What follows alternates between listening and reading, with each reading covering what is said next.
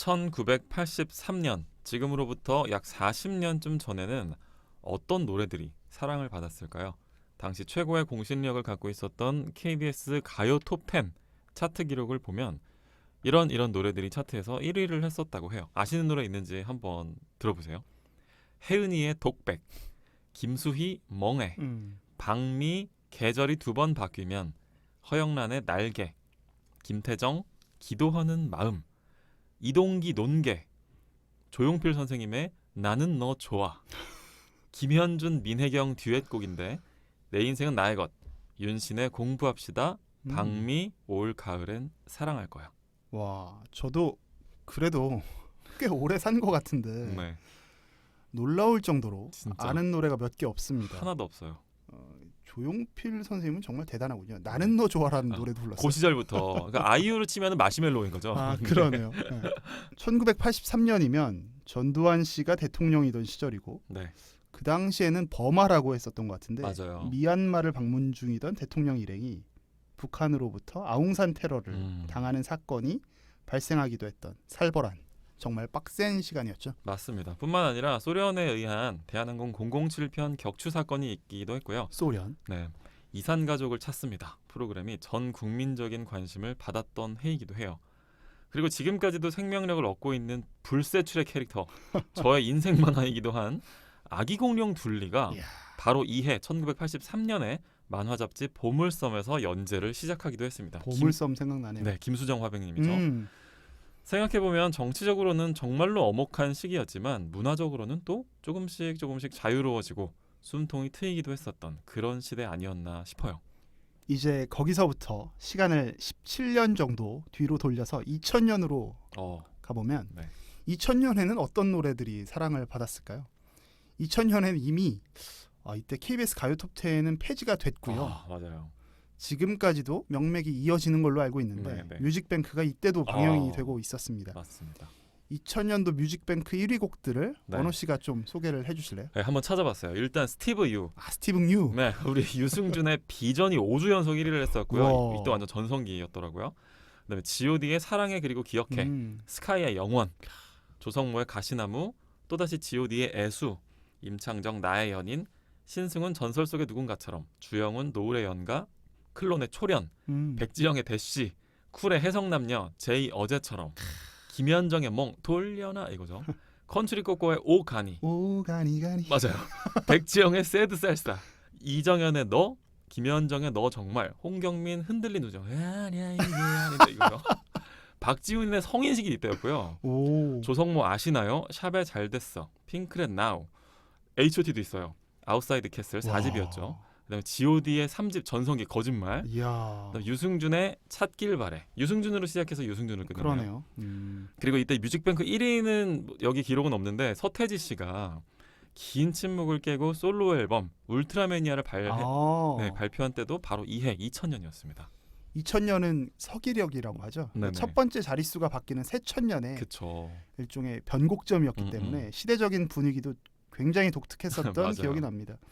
사회 곳곳 어디로 시선을 돌려봐도 사람들이 전부 다 밀레니엄이라는 일종의 코드에 미쳐 있었는데 경제적으로는 그 IT 버블이 꺼지면서 미국과 한국의 주식시장이 폭락을 했죠. 맞아요. 그래서 우리가 흔히 TV에서 어떤 연예인들이 부모님들이 주식하다가 망한 얘기 같은 걸 들어보면 혹은 본인이 그랬었던 이야기를 네네. 들어보면 이때로 수렴하는 경우가 되게 많고요.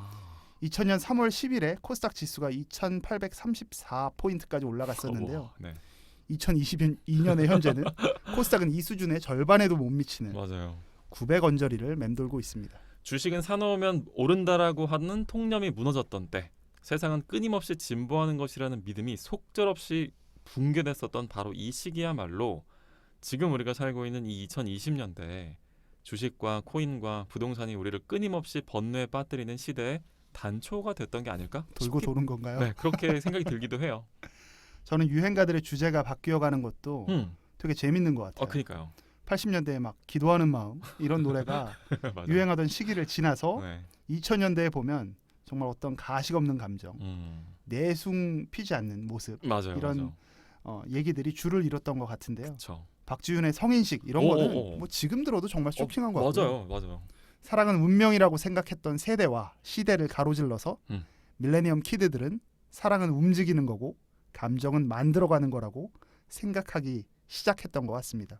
바로 그때 태어난 밀레니엄 베이비들이 지금 또 다른 스타가 되어서 맞습니다. 원우 씨의 표현을 빌리자면 갓기가 되어서 새로운 사랑의 모습을 노래하고 있고요.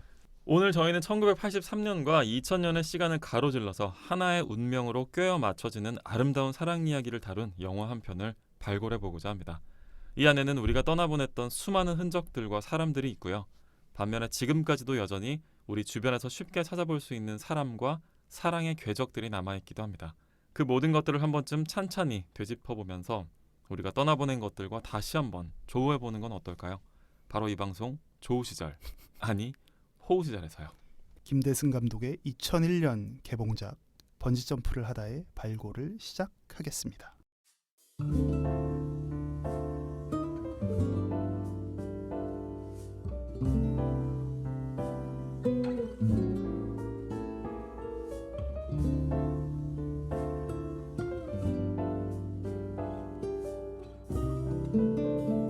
호우 시절로 오세요.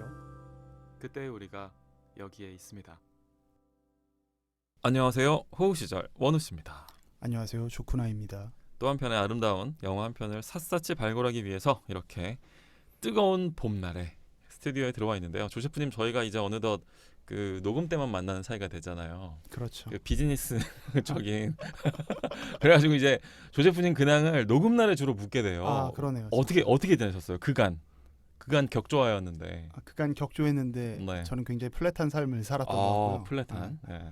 그냥 회사 단조롭다. 일이 좀 많이 바빴던 것 같아요. 아, 그러셨구나. 네, 확실히 경기가 회복되고 있는 것 같습니다. 그래요? 제가 오. 관광업 쪽에 있잖아요. 네네네. 그러다 보니까 그런 문의들이 많아지더라고요. 리오프닝 그렇군요. 네, 그래서 뭐 바빴어요. 그래서 그런 또 활력을 되찾고 있다는 소식은 되게 좋은 소식이네요. 뭐 기본적으로 그건 뭐 우리 회사의 입장인 거고 본인의 활력과는 별로 관계가 없는. 저는 조금 지쳐가더라고요. 근데 저도 최근에 되게 그 활력에 대한 좀 재밌는 경험이 하나 있었는데, 저 좀 많이 탄 거 같지 않아요? 얼굴에 그러니까. 되게 많이 탔어요. 정말 최근에 제가 제 분수에 맞지 않는 인싸적인 활동을 하나 하고 왔거든요. 어디? 그 서울 재즈 페스티벌이라고, 이야. 이른바 서재페라고 불리는 이야. 그 인싸들의 성지라고 볼 수 있는 그 현장. 진짜 다시 공연도 이제 붐을 일으키고 있군요. 그 잠실 올림픽공원 야외에서 했고요. 이야. 야외니까 마스크 안 쓰고 와. 하루 종일 오전 11시에 가서 밤 9시까지 가서 누워 있다 왔어요. 근데 이제 그 햇빛이 어마어마하게 뜨겁더라고요. 막 이제 제가 사실 그 선우정아라는 가수랑 혼내라는 외국 가수 보고 싶어가지고 네. 간 거였는데, 뭐 막상 공연은 에픽하이가 제일 재밌긴 했는데, 에픽하이 재밌을 것 같아요.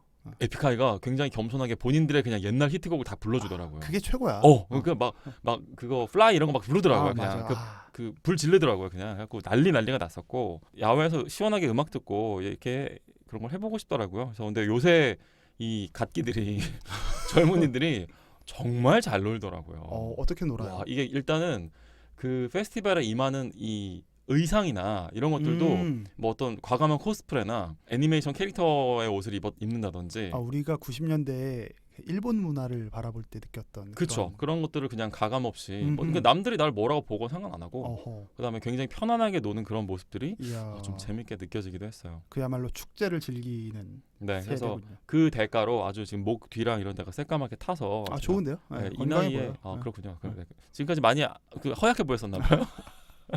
아니 약간 시들시들.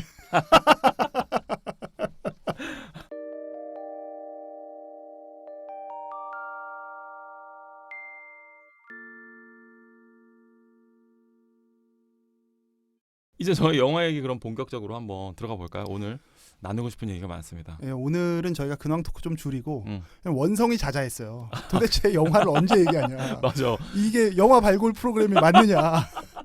찐들 애들 얘기만 하냐? 때일은 연예인병 아니냐? 저희가 몇 분 안 들으시는데 그런 원성이 나오니까 그치. 저희가 가감없이 바로 수정을 맞아요. 하는 걸로 저희는 해서 그런 거 바로 네. 받아들입니다. 저희의 근황 토크는 과감히 삭제하고 네네. 궁금하면 댓글로 물어보세요. 원우 씨가 탔습니다 정도로 끝내고 바로 영화 시작하겠습니다. 오늘 영화는 번지 점프를 하다잖아요. 맞아요. 원우 씨가 굉장히 사랑하는 영화로 알고 있어요. 너무너무 제가 좋아하는 영화를 발굴하게 돼서 설레고 기쁜 마음이고, 2001년 2월 3일에 개봉한 영화입니다.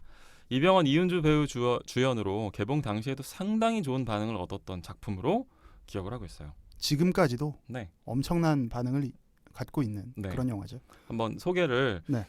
간략하지만 핵심을 찌르는 소개를 한번 해보겠습니다. 부탁드리겠습니다. 2001년 2월에 개봉한 이 번지 점프를 하다. 이 영화는 일단 2개의 시간 축으로 진행이 되는 멜로 영화인데요.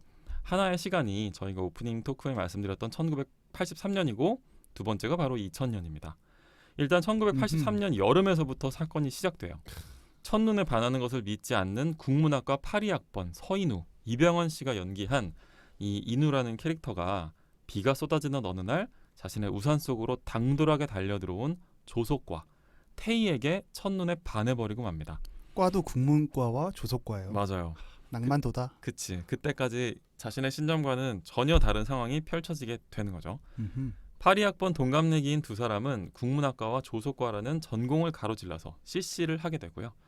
태희가 직접 만들어준 라이터라든지 MT에서 함께 췄던 왈츠 같은 추억들을 공유하면서 예쁜 사랑의 시간들을 만들어갑니다. 그러던 어느 날 인우가 군입대를 하기 위해서 입영열차를 타려고 용산역에서 마지막으로 태희를 만나려고 하는데 이 자리에 태희는 나타나지 않고 그런 채로 영화는 두 번째 시간축 2000년대로 옮겨갑니다. 17년이 지난 2000년 3월 인우는 어느덧 어엿한 국어교사가 돼서 임현빈이라는 남학생이 있는 반의 담임교사를 맡게 됩니다. 그렇죠. 이미 태희가 아닌 다른 여성과 결혼도 했고 딸도 있어요. 그리고 학기 초에 인우는 우리가 흔히 학창 시절에 동경하던 멋진 국어 선생님의 모든 것을 갖춘 이상적인 모습을 보여줘요. 학생들과의 첫 만남부터 아주 멋진 멘트로 학생들의 호감을 얻고 또 약간 방황하는 학생 민욱기라는 학생을 끝까지 믿어주는 모습으로 남학생들의 절대적인 지지를 얻기도 해요. 그렇죠. 그런데 이렇게 이상적인 생활을 이어가던 인우에게 전혀 의외의 사건이 발생합니다. 임현빈이라는 이 17살의 남학생이 보여주는 말과 행동이 아무리 봐도 이상한 거예요. 아무리 생각해도 이건 과거 자신이 잃어버렸던 첫사랑 태희의 모습과 너무나도 닮아 있는 거죠. 인우는 점점 현빈이가 곧 태희인 것 아닐까라는 생각에 빠지게 되고요. 점점 현빈이에게 집착하게 되면서 학생들의 신임을 잃어가고 미성년자를 사랑하는 동성연애자라는 핍박을 받으면서 어마어마하게 힘든 시간을 보내게 됩니다. 이 시점에서 영화는 적어도 관객에게는 현빈이가 태희의 환생이라는 여러 가지 사인을 확실하게 주면서 인우에게 감정적인 연민이 느껴지도록 연출을 하고 있고요. 두 사람은 결국 서로의 마음을 확인하고 현빈은 전생의 기억을 각성하게 되면서 함께 번지 점프를 하러 뉴질랜드로 떠나게 됩니다. 첫눈에 반하는 것을 믿지 않았던 남자가 첫눈에 반하는 걸 넘어서 전생을 가로지르는 사랑에 목숨을 걸게 되는 이야기를 그려낸 작품이고요. 저희가 이번에 다시 이 영화를 보면서 너무나 감탄했던 건 이 영화의 연출과 촬영이 너무나 세련되다. 그렇죠. 그리고 또 점점 연기의 신으로 각성해 나가기 시작하는 이병헌 씨의 이 신묘한 연기를 볼 수 있는 작품이기도 해요. 뒷모습으로 연기하는 그런 모습들이 나오는 작품이고요. 또 하나 이제는 우리 곁을 떠난 지 어느덧 17년의 시간이 지난 마침 17년이네요. 고 이은주 씨의 아름다운 모습을 볼 수 있는 영화이기도 합니다. 영화 소개는 대략 이 정도로 나눠볼 수 있을 것 같고요. 다음 에피소드에서부터 본격적으로 이 영화 번지 점프를 하다 속으로 한번 점프를 해볼 생각인데 조시프님은 혹시 이 영화 소개에 좀 덧붙이고 싶은 말씀 있으세요? 오늘 특히 네. 원호 씨가 평소에도 되게 자세히 설명을 해주셨지만 뭔가 이 영화에 대한 애정이 느껴진다라고 저는 감지하게 되네요. 네, 어떤 포인트에서요? 마치 영화 프로그램처럼 네. 하나의 설명이 쫙 이어지는데 이 영화를 정말 오랫동안 사랑했었기 때문에 축약할 수 있는 느낌으로 되게 오늘 영화 내용을 잘 전달해 주신 것 같아요. 저는 개인적으로 이 영화를 이번에 조시프님이랑 본 거는 진짜 거의 20년 만인데 저도 마찬가지입니다. 네, 근데 이 당시 개봉했을 당시 극장에서 한번 보고 네. 그 이후에 한 대여섯 번 봤을 거예요. 이미 그 당시에. 그렇죠. 그러니까 그 당시에 되게 미쳐 있었던 영화 중에 하나예요. 그 정도로 제가 좋아했었던. 원우 씨의 젊은 날에 원우 씨가 어떻게 미쳤었는지 너무 네. 궁금하지 않으세요? 다음 에피소드부터 좋습니다. 원우 씨의 미친 모습에 대한 감상을 한번 이야기해 보겠습니다. 제대로 한번 미쳐보도록 하겠습니다.